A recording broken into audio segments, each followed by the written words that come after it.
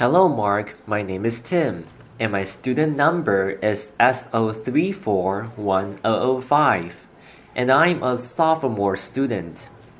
Today, I'm going to read a transcript called Jimmy Carter: Why I Believe the Mistreatment of Women is the Number One Human Rights Abuse. As a matter of fact, I was trying to think about my career since I left the White House. And the best example I have is a cartoon in the New Yorker a couple of years ago. This little boy is looking up at his father, and he says, "Daddy, when I grow up, I want to be a former president." Laughter. Well, I have had a great blessing as a former president because I have had an access that very few other people in the world have ever had to get to know so many people around this whole universe. Not only am I familiar with the 50 states in the United States, but also my wife and I have visited more than 145 countries in the world.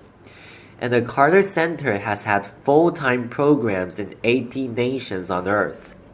And a lot of times, when we go into the country, we not only meet the king or the president, but we also meet the villagers who live in the most remote areas of Africa. So our overall commitment at the Carter Center is to promote human rights. And knowing the world as I do, I can tell you without any equivocation that the number one abuse of human rights on earth is, strangely, not addressed quite often, is the abuse of women and girls. Applause. There are a couple of reasons for this that I'll mention to begin with. First of all, is the misinterpretation of religious scriptures, holy scriptures in the Bible, Old Testament, New Testament, Quran, and so forth. And these have been interpreted by men who are now in the ascendant positions in the synagogues and the churches and in the mosques. And they interpret these rules to make sure that women are ordinarily relegated to a secondary position compared to men in the eyes of God. This is a very serious problem. It's ordinarily not addressed it. A number of years ago, in the year 2000, I had been a Baptist, a Southern Baptist for 70 years. I told you, I still teach Sunday school every Sunday. I'll be teaching this Sunday as well. But the Southern Baptist Convention in the year 2000 decided that women should play a secondary position, a subservient position to men. So they issued an edict, in effect, that prevents women from being priests, pastors, deacons in the church, or chaplains in the military. And if a woman teaches a classroom in a Southern Baptist seminary, they cannot teach if a boy is in the room, because you can find verses in the Bible. There's over 30,000 verses in the Bible that say that a woman shouldn't teach a man, and so forth. But the basic thing is that the scriptures are misinterpreted to keep men in an ascendant position.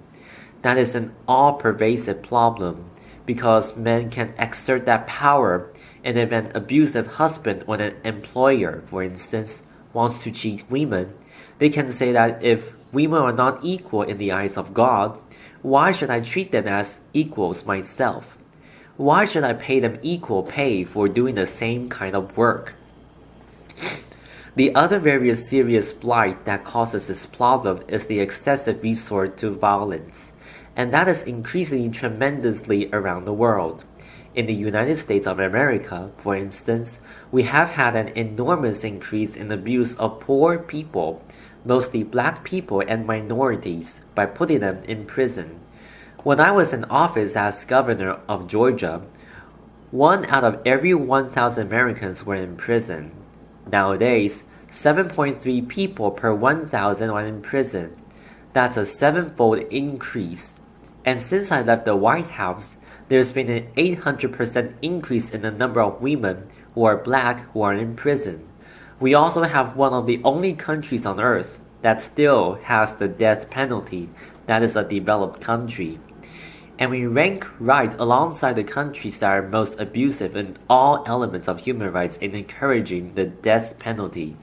We're in California now, and I figured out the other day that California has spent $4 billion in convicting 13 people for the death penalty. If you add that up, that's $307 million it costs California to send a person to be executed. Nebraska this week just passed a law abolishing the death penalty because it costs so much. Applause. So the resort to violence and abuse of poor people and helpless people is another cause of the increase in abuse of women. Let me just go down a very few abuses of women that concern me most, and I'll be fairly brief, because I have a limited amount of time, as you know. One is genital mutilation. Genital mutilation is horrible and not known by American women. But in some countries, many countries, when a child is born as a girl, very soon in her life, her genitals are completely cut away by the so-called cutter, who has a razor blade and, in a non-sterilized way, they remove the exterior parts of a woman's genitalia. And sometimes in more extreme cases, but not very rare cases, they sew the orifice up so the girl can just urinate or menstruate. And then later, when she gets married, the same cutter goes in and opens the orifice up so she can have sex. This is not a rare thing, although it's against the law in most countries. In Egypt, for instance, 91% of all females that live in Egypt today have been sexually mutilated in that way. In some countries, it's more than 98% of the women are cut that way before they reach maturity. This is a horrible affliction on all women that live in those countries. Another very serious thing is honor killings, where a family with misinterpretation, again, of a holy scripture. There is nothing in the Quran that mandates this, will execute a girl in your family if she is raped, or if she marries a man that her father does not approve, or sometimes even if she wears inappropriate clothing. And this is done by members of her own family. So the family becomes murderers when the girl brings so-called disgrace to the family. An analysis was done in Egypt not so long ago by the United States, and it showed that 75% of these murders of a girl are perpetrated by the father, the uncle, or the brother, but 25% of the murders are conducted by women. Another problem that we have in the world that relates to women particularly is slavery, or human trafficking it's called nowadays. There were about 12.5 million people sold from Africa into slavery in the New World back in the 19th century and the 18th century. There are 30 million people now living in slavery. The United States Department of State now has a mandate from Congress to give a report every year, and the State Department reports that 800,000 people are sold across international borders every year into slavery, and that 80% of those sold are women into sexual slavery.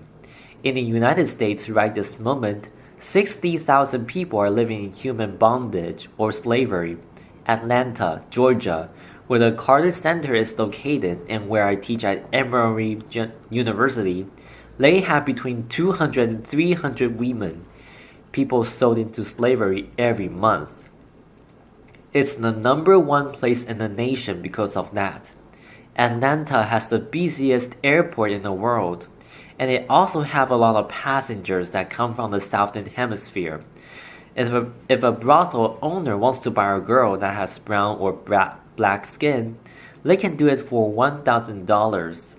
A white-skinned girl brings several times more than that, and the average brothel owner in Atlanta and in the United States now can earn about $35,000 per slave.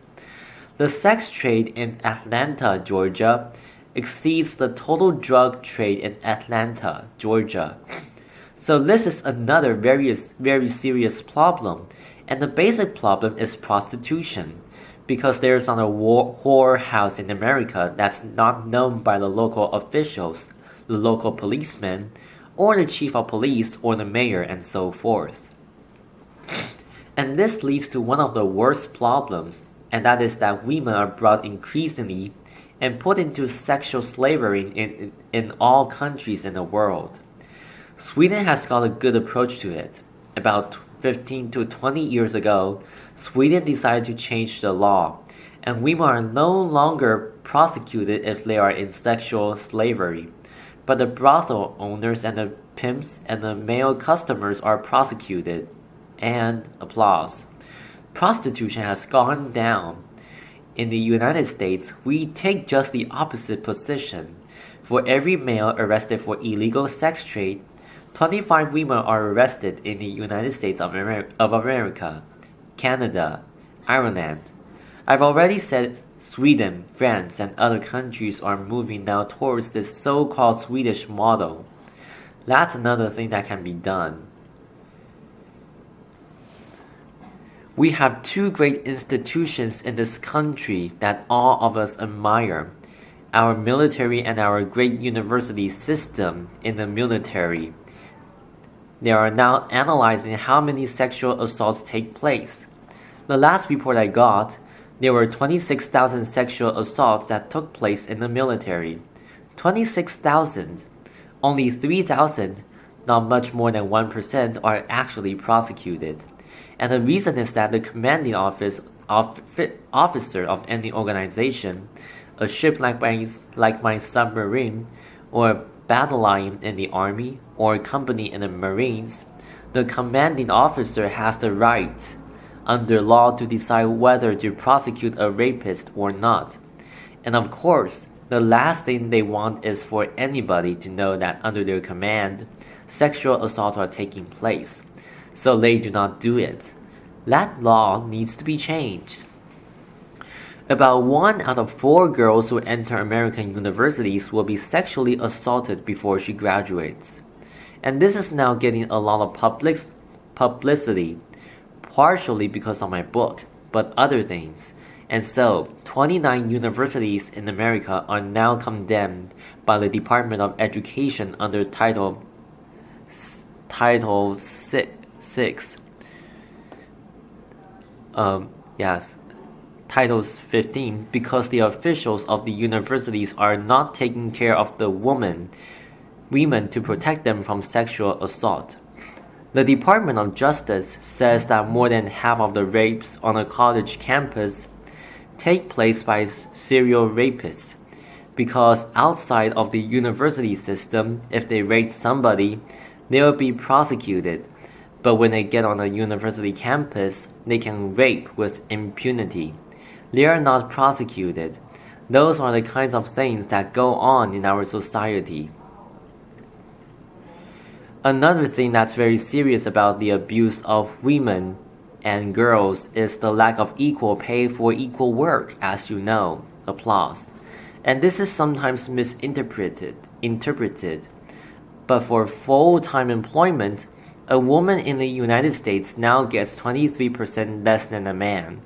When I became president, the difference was 39%. So we've made some progress, partially because I was president and so forth. Applause. Laughter. But in the last 15 years, there's been no progress made, so it's been just about 23 or 24% difference for the last 15 years. These are the kinds of things that go on. If you take the Fortune 500 companies, 23 of them have women CEOs out of 500, and those CEOs, I need not tell you, make less on an average than the other CEOs. Well, that's what goes on in our country. Another problem with the United States is we are the most warlike nation on earth. We have been to war with about 25 different countries since the Second World War. Sometimes we've had soldiers on the ground fighting. The other times we've been flying overhead dropping bombs on people. Other times, of course, now we have drones that attack people and so forth. We've been at war with 25 different countries or more since the Second World War. There was 4 years, I won't say which ones, where we didn't. Applause. We didn't drop a bomb, we didn't launch a missile, we didn't fire a bullet. But anyway, those kinds of things, the resort to violence and the misinterpretation of the Holy Scriptures are the basic causes of abuse of women and girls. There's one more basic cause that I need not mention, and that is that in general, men don't give a damn. Applause. That's true. The average man that might say I'm against the abuse of women and girls quietly accepts the privileged position that we occupy. And this is very similar to what I knew when I was a child, when separate but equal had existed. Racial discrimination legally had existed for 100 years, from 1865 at the end of the war between the states, the Civil War, all the way up to the 1960s, when Lyndon Johnson got the bills passed for equal rights. But during that time, there were many white people that didn't think that racial discrimination was okay, but they stayed quiet because they enjoyed the privileges of better jobs, unique access to jury duty, better schools, and everything else. And that's the same thing that exists today, because the average man really doesn't care. Even though they say I'm against discrimination against girls and women, they enjoy the privileged position, and it's very difficult to get the majority of men who control the university system, the majority of men that controls the military system, the majority of men that control the governments of the world, and the majority of men that control the great religions. So what is the basic thing that we need to do today? I would say the best thing that we could do today is for the women in the powerful nations like this one, and where you come from, Europe and so forth, who have influence and who have freedom to speak and to act, need to take the responsibility on yourselves to be more forceful in demanding an end to racial discrimination against girls and women all over the world. The average woman in Egypt doesn't have much to say about her daughters getting genitally mutilated and so forth. I didn't even go down to detail about that, but I hope that out of this conference, that every woman here will get your husbands to realize that these abuses on the college campuses and the military and so forth, and in the future job market, need to protect your daughters and your granddaughters. I have 12 grandchildren, 4 children, and 10 great-grandchildren. And I think often about them and about the plight that they will face in America, not only if they lived in Egypt or a foreign country, in having equal rights. And I hope that all of you will join me in being a champion for women and girls around the world and protect their human rights. Thank you very much. Applause. This is the end of the recording. Thank you and goodbye.